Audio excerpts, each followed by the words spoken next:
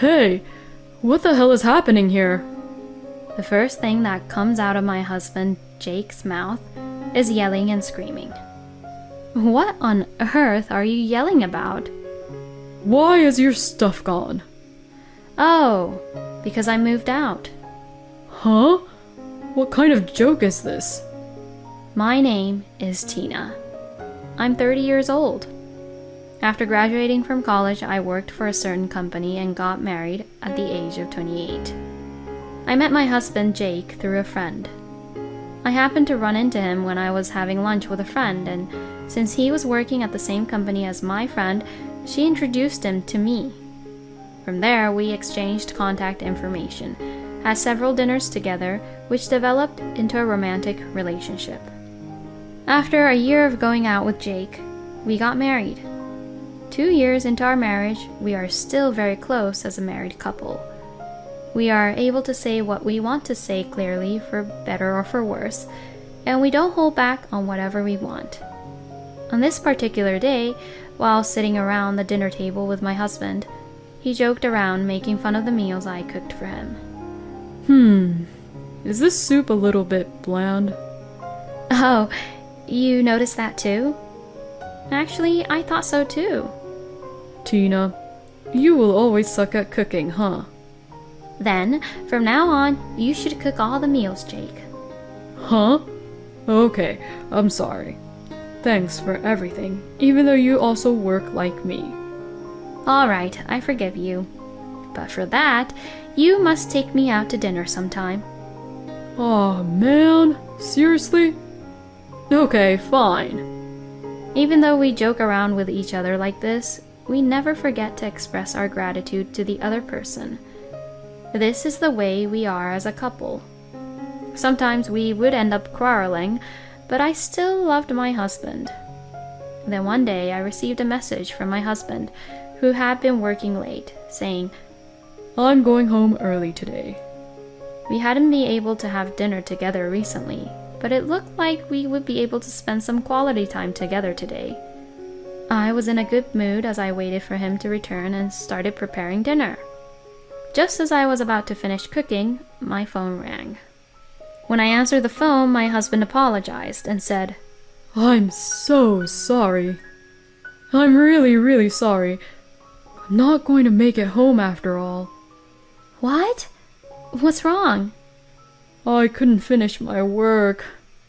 I see. Well, that can't be helped, right? You already made dinner though, didn't you? I'm really sorry. As he had guessed, I had already started preparing dinner. But if it's work, it really can't be helped. Next time, for sure, I'll buy you dinner. Please, forgive me.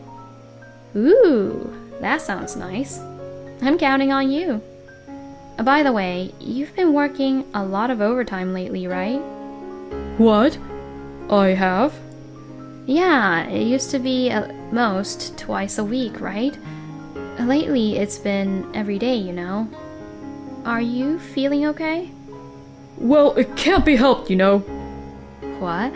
Why did he suddenly start to raise his voice this time? Did I say something to offend him that bad? I was just concerned about my husband's health. I don't want to work overtime either. Don't you dare get any funny ideas. What do you mean by funny ideas? Aren't you thinking that I'm cheating on you or something like that? No, not at all. You know what? Stop raising your voice like that. I was just concerned about your health, wasn't I? Well, you're right. I'm sorry. After I hung up the phone, I began to think about things to myself. And Jake cheating was definitely not what I had in my mind. And yet, the word cheating came from my husband. Isn't that a bit suspicious? And what was with his attitude? Is he raising his voice just because I pointed out that he's been working late? Wait, is he really actually having an affair? I waited for my husband to come back home while feeling uneasy about the whole thing. And when he came home late at night, he was in a very bad mood. I tried to talk to him, but he ignored me. In addition, he quickly went into the bedroom and went to bed without touching the dinner I had prepared. After that day, our relationship deteriorated. The pleasant conversations we used to have were gone, and our daily interactions became minimal. Although confused at first, this attitude clearly indicated that something was wrong. I mean, maybe I began to think that he was hiding his affair. If this situation continued any longer, we would have to have a proper discussion. Just as I was beginning to think this, a terrible thing happened.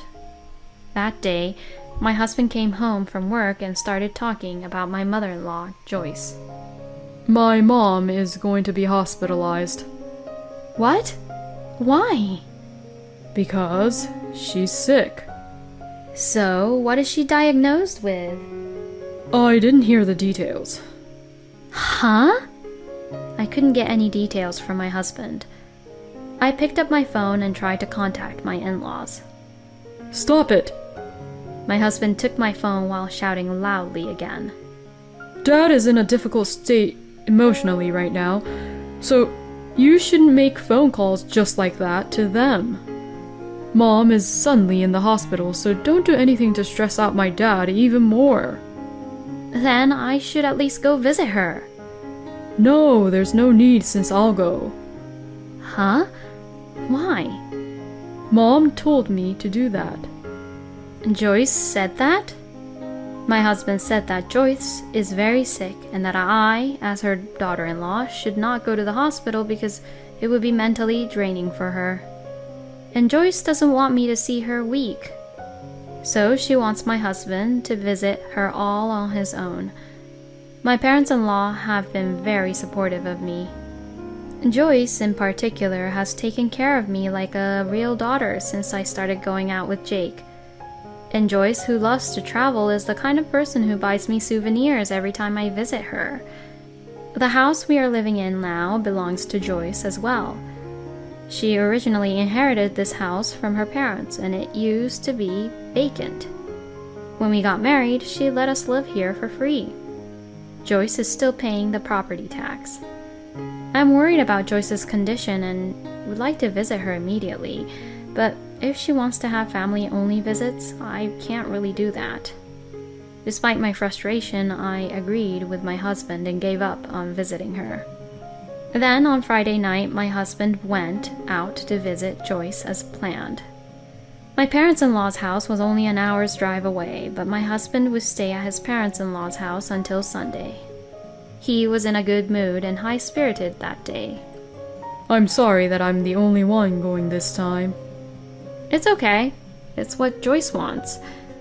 I'm worried about my mom, so I'll stay at my parents' house after I see her. I'll be back home on Sunday night. I know you're worried. Please be there for her, okay? I will. I think you already know this, but don't try to call my mom and dad. I don't want them to stress or worry right now. Yeah, of course. Okay, I'm off.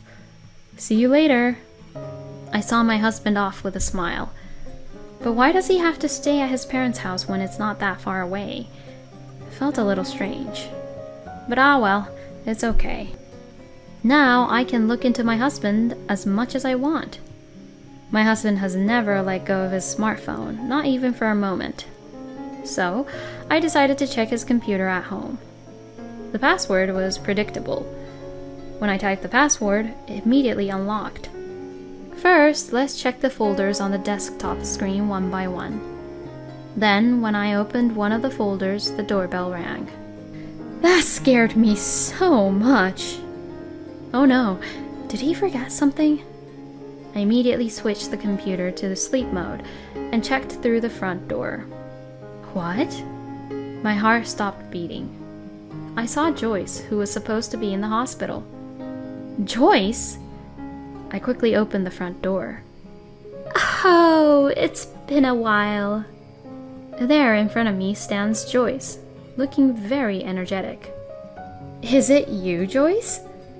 Happy birthday! What? Oh yeah! I talked to Jake about it, but he told me not to come because You were so busy with work. I just came to give you a present. I'll leave it here and go now. Well, congratulations. As usual, Joyce gave me a kind smile. I seem to have been quite distressed by the fact that my relationship with my husband has deteriorated. I was too distressed that I even forgot my own birthday. But there's one thing I need to understand here. Thank you, Joyce, but did you by any chance slip out from the hospital? I asked that even though clearly Joyce looked fine.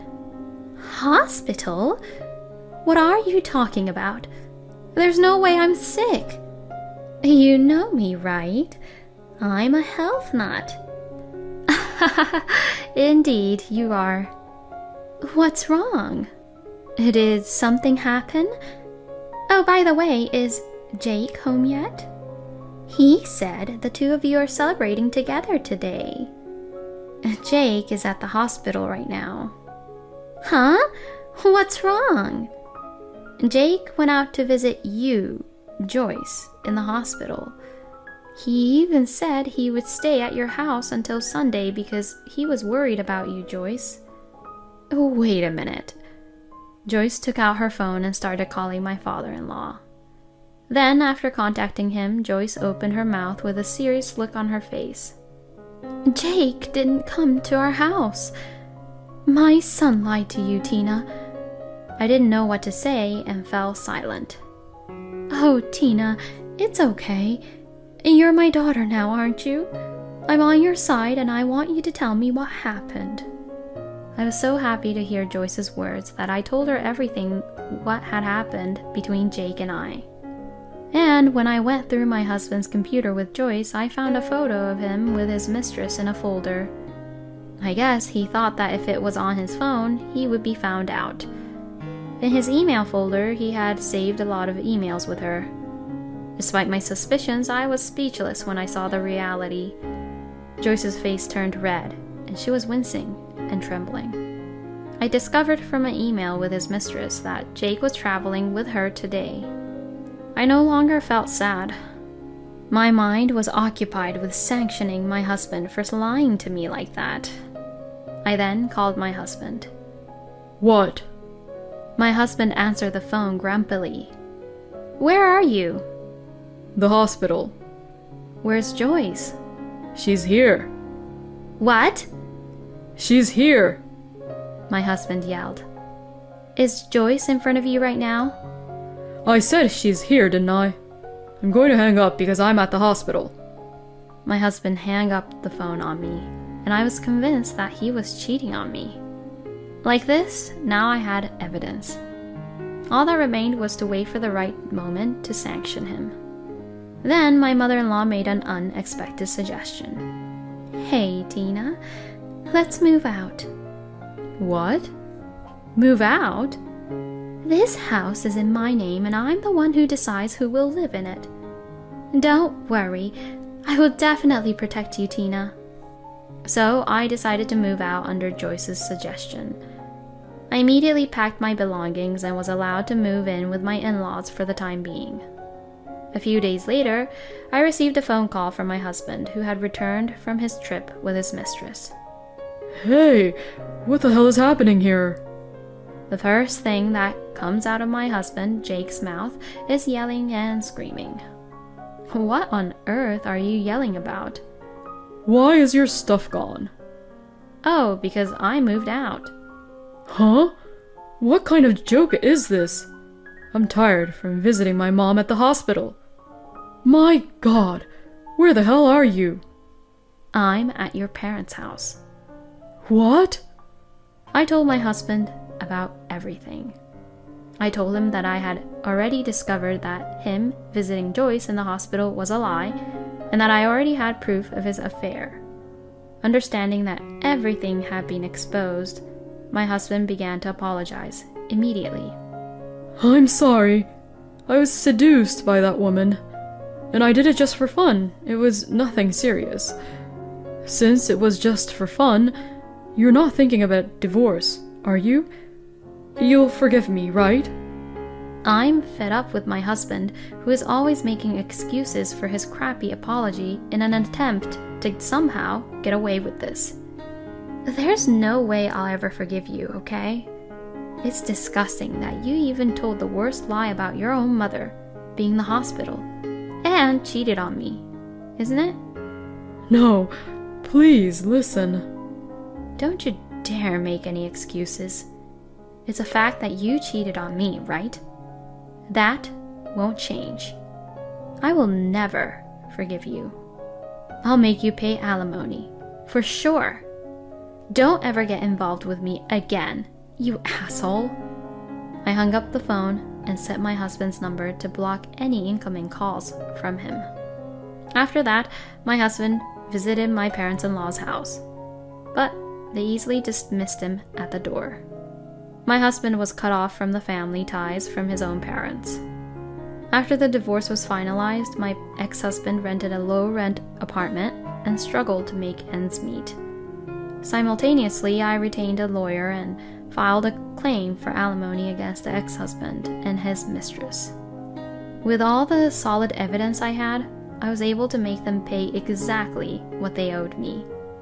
It seems that my ex-husband's mistress was an employee from the company he worked at, and she just joined the company. They were rumored a lot within the company, and his mistress quit work in the end because she couldn't take it anymore. My ex-husband also got cold shoulder from his coworkers. It is probably only a matter of time before he quits the company. How is he going to live with the financial difficulties he is already facing due to the alimony payments? I don't think he has a bright future ahead of him. But, well, it's none of my business. And I was finally able to move into my new house recently. Tina, please come visit me again anytime. When I moved out, Joyce would say these warm words to me. Thank you so much for taking care of me. You are my precious daughter. Thank you. Although I didn't have a good married life with my ex-husband, I still have a good relationship with Joyce. If Joyce ever has any problems in the future, I would like to support her fully. Thank you for watching until the end. Please subscribe to our channel. See you in the next video.